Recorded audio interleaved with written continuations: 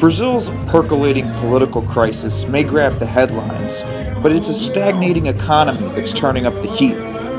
For a better sense of what happened to Brazil's rise, I spoke with Monica de Bolle, economist at the Peterson Institute of International Economics. Brazil went through this very long commodity price boom. Not just commodity prices, but external boom more generally. Yeah, lots of capital coming into the country. And, I think in a sense, the country sort of squandered that, which is not a novelty. It happens, it's usually what countries do when they have commodity booms. I think the difference this time around is that it was running on for so long that everyone had the impression that, the underlying conditions were fine and that, reforms were being done in the process, and Brazil, was reaching this new level of, growth where it would be able to maintain, say, 4 to 4.5% growth, throughout whenever even the commodity price boom stopped. And I think what we've come to realize, very painfully in the last 5 years, is that really, the one legacy, and it's a very important one, but the one legacy that had remained in the country was, the profound reduction in inequalities, especially not even just inequality, but poverty alleviation, which, to a large extent, this commodity price boom and the very positive external environment allowed the government to amplify. So this was a big achievement. This really transformed the country, but the problem is that other reforms were not done. So, on the infrastructure side, things were just left as they were. On the fiscal side, which is really, the biggest story in Brazil at the moment, there was a lot of things that could have been done in the boom years, difficult things, delinking revenues and earmarked spending, reducing some expenditures that are actually, just basically programs and things that we don't have much of an idea of whether or not they have effects on the economy. So it could be, there may be a lot of wasteful spending, and all of this could have been looked into and reformed, but wasn't. Another reform that never happened in Brazil was financial sector reform. So Brazil is still a country where increasingly you have the presence of the public banks, lending a lot and occupying a big space in the credit markets, and the private banks now, given that the country is in recession, even retrenching credit. And this creates a lot of distortion because a lot of this lending is subsidized. It creates strains on the budget and so on and so forth. So, I think one of the main things that has, the key story to me in Brazil over the last 10 years is that there was a sense that, everything was going to be fine. The commodity price boom was helping the country to regain a certain status. And really what we've come to realize is that that's not true. That's not really what happened. Was this a classic case of a Latin American commodity cycle boom and bust? Is that what all this Very Brazil much. rise amounts to? Yeah, I think it's very much that kind of a story, with a few add-ons, right? The fact that it was such a long-running commodity boom allowed for certain things to start happening. Petrobras, the corruption scandal. The corruption scandal in Petrobras is extremely significant for various reasons. The most significant, perhaps, is the sheer size that it took. Petrobras has always been at the center of sort of shady dealings in Brazil, because Brazil has always had this kind of state capitalism model. That hasn't really changed. What has changed is, what the size of that, how much that started to actually be used for outright political reasons. So rather than just being, these schemes where you benefit certain private sector players and this and that, as used to be the case in the past, you now had a lot of these resources being deviated to political parties. And when this whole thing exploded, which was also, in a sense, a result of a very long boom where things just happen under the rug and you don't see them until they start to go bad, has just made the situation a lot more dramatic, because the political dysfunction that we see in Brazil is a direct result of both A, the economic problems that Brazil is facing, and B, the corruption scandal and the investigations related to Petrobras. And what we see, this is all kind of coming together, and as you mentioned, Brazil is facing this recession. You have economists saying it could be a 4% contraction in 2016. That's a very big number. How might we see this on the ground? How will this play out in something we might observe in Brazil over the next year? Well, the thing that scares me the most, I mean, when you combine, the effect of the contraction in GDP that is likely to happen in these 2 years, 2015 and 2016, with the inflation levels that the country has faced in 2015, despite the very, very sharp recession, inflation was at nearly 11%. In 2016, it will come down somewhat, but not too much. So you have this terrible combination of a very deep recession, rising unemployment, rising inflation. And that has a massive effect on the population that, actually was able to transit from the lower ranks of the income distribution into the middle class. So the so-called vulnerable middle class in Brazil is really at risk. And there could be a lot of regression, and in fact, some of it is already happening. When you look at household surveys in Brazil and you try to gauge, what has happened to the so-called vulnerable middle class, or the Class C, as it's become known in Brazil, you already see a big drop, of about 4 million people that have dropped out of the Class C back into the lower ranks of the income distribution. So, is that because of inflation, or is that because what you might have got from Bolsa Familia doesn't go as far as it used to, or a lack of job opportunity? Why are we seeing this regression? I think so far it's a toxic combination of rising unemployment, very deep recession, lack of employment opportunities, and inflation. So, it's income corrosion coming from inflation on the one hand, it's, the uncertainties related to the recession on the other, and the fact that companies at this moment are either firing workers or not creating new job opportunities, plus rising unemployment, which inevitably comes out of this process, given that some companies are really in dire straits.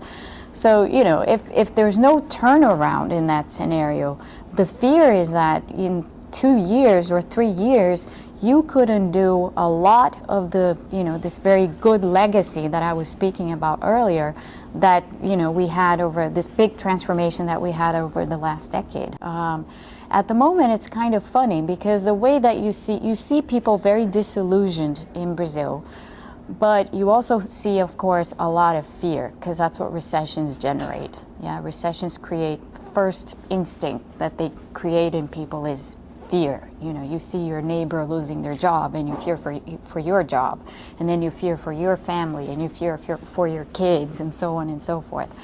So this is kind of like the first effect that we're seeing now. My concern is that if this situation is ongoing and if this continues, at some point fear turns into anger, and that's the point in which you have this possible scenario of people back in the streets like they came out in 2013, protesting and demonstrating against the government in a situation where the political system is already very fragile. So this could get ugly. It could get ugly. You talked about this need for reform, and I guess it would have been much easier to approach these reforms when times were good. I know in the beginning of the second Dilma term, there was widespread agreement that they needed a fiscal reform. People thought they had brought in the right finance minister in Joaquim Levy. Now we're a little bit over a year later. Dr. Levy is gone. Still no fiscal reform. What's happening there? Yeah, that's the part, where when we look ahead, we have difficulty seeing how Brazil gets out of this mess. I mean, we know that eventually it will. It's not the first crisis that Brazil faces. It's faced many crises in the past. And as every country, countries go into crises and countries get out of crises. The problem right now is trying to envisage how Brazil is actually going to get out of this crisis, because the way that had been delineated last year when Minister Levy came in was, okay, we need this three-pronged approach. So we need to do a very deep structural fiscal adjustment on the one hand. We also need to do a lot of reforms on the financial sector. So there was this perception that, the role of the public banks had to be diminished so that you actually got, capital markets to deepen and to work in favor of increasing investment rates and so on and so forth, which Brazil desperately needs because it has one of the lowest investment rates in the region. And there was also the sense that, okay, we also need to be thinking about openness here. Here's a country that's been, basically isolated from international markets, international, trade flows and so on for at least 2 decades, while everyone else in the region, or at least a lot of countries in the region, were going out and, signing up FTAs with various countries around the world. Brazil was basically stuck with Mercosur. So, Minister Levy had this broader vision of what we should actually be, where the country should actually be going. But then there was a political dysfunction that kind of, threw everything off track. And it threw everything off track in a way that now there's really no strategy, or at least no strategy as far as one can see. Because fiscal adjustment requires the politics of it all to be functioning properly so that you can actually approve the measures that you need. On the other hand, financial sector reform is also a very difficult and very thorny topic in Brazil. You also need political support for that. And trade openness, again, is another one of these topics that you need to bring out, have the political consensus, bring out to society, have a debate with the population about what's needed and about where, the country should be going. And none of that is happening, and none of that is likely to happen anytime soon. And I guess this is where the political crisis comes in, because it sounds like we have a country that desperately needs a package of reforms that require political momentum at a time when the country's in political gridlock. Exactly. I mean, this is precisely the Gordian knot that just ties everything up, right? You have this political system that isn't functioning. We don't know when this political system is going to start functioning again. All of the traditional political parties in Brazil are somehow implicated in the Petrobras scandal. You have PMDB, Brazil's largest party, one of the coalition partners, involved. You have PT involved. You have, possibly some people from PSDB involved and people from other political parties involved. So it's just one big knot that is very hard to untangle. So a final question. We talk about the crossroads, and that kind of implies different options in direction. And I think we've gone through some of the more worst case scenarios or unfortunate case scenarios that we could see. Is there an optimist take? I mean, what would be the correct path to take at this crossroads? How could things work out right for Brazil based on where it is right now? Well, assuming the politics get sorted out somehow, which I think is the one big uncertainty that, you talk to political scientists in Brazil and you talk to, various people who are experts on the country, and no one really has a clear idea about how this political knot is going to be untangled. But assuming it does, we have basically 2 paths. We have one path, which is, okay, let's recover the agenda that Brazil was setting for itself last year. Okay, there's a very big recession in the country. We can't aim for very deep fiscal adjustment at this point. That's kind of suicidal given the size of the recession.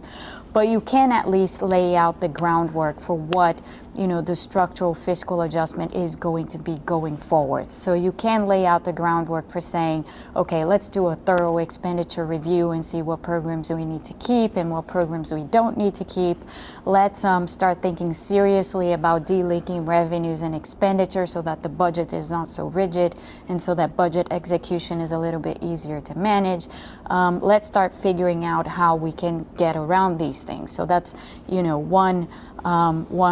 one area or one pillar of this approach, of this way out. The second one is, again, back to financial market reform. Unless you have that, you're never going to unlock the kind of investment volumes that you need to get Brazil to where it should be in terms of growth. So that's the second part. The third is trade, which is, something that Brazil seriously needs to discuss. So the good path, I think, is trying to recover the items that were set forth in the agenda for 2015 and being realistic about what one can actually implement in the short term and what one needs to do in the medium term. The bad path, of course, is trying to, reinvent or do again policies that have failed in the past. And some of the signals that are coming out of the government at the moment, using again public sector credit to try and revive the economy, trying to fiddle around with the fiscal a little bit. Today in the papers there are various news talking about, how Brazil should be thinking about changing its fiscal responsibility law. This is not the time to change the fiscal responsibility law. So, there are a number of things that are coming out that seem to suggest that we're going in a direction that is not the optimal one. And if that's the case, then the crisis is going to be prolonged. I mean, eventually, as I said, the country comes out of it, but it's going to be unnecessarily prolonged. So that's the crossroads. I mean, we have to choose a path here.